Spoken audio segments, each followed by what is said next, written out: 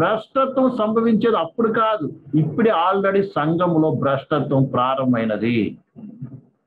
అందుకే అన్నాడు ప్రియులారా, ఏంటంట మొట్టమొదటి భ్రష్టత్వం సంభవించి నాశన పుత్రుడు తన పాప పురుషుడు బయలుపడుతునే కానీ ఆ దినము రాదు.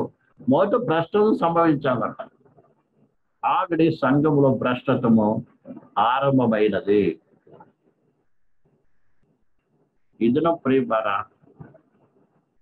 మనుషులు సేవకులు కూడా మనుషుల్ని ఎలా మెప్పించాలి, మనుషుల ముందు ఎలా పొగిడించుకోవాలి, మనుషులు ఎలా ఆకర్షించాలి అన్న ఆలోచన చేత జీవిస్తున్నారు తప్ప, ప్రభువుని నన్ను పిలిచాడు, ఆయన రక్తబిడ్డను కొనుక్కున్నాడు, నేను ఆయన యొక్క సేవకుడను, ఆయన కుమారుడు, ఆయన కుమార్తెను, కాబట్టి నేను ఆయన మహిమపరచాలి. ఎందుకంటే దేవుని వాక్యం సెలవిస్తుంది, మనం సృష్టించిందే ఆయన మహిమపరచడానికి.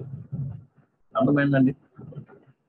మనం నశించిపోయినప్పటికీ ఆయన ప్రేమించి రక్షించుకొని తన సంఘంలో చేర్చింది ఆయన మహిమపరచడానికి, మన ద్వారా ఆయన మహిమపరచబడ్డానికి.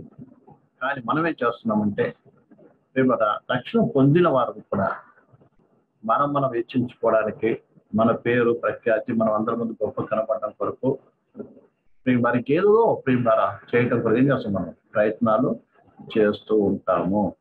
ఈ విషయాన్ని బాగా గ్రహించాలి.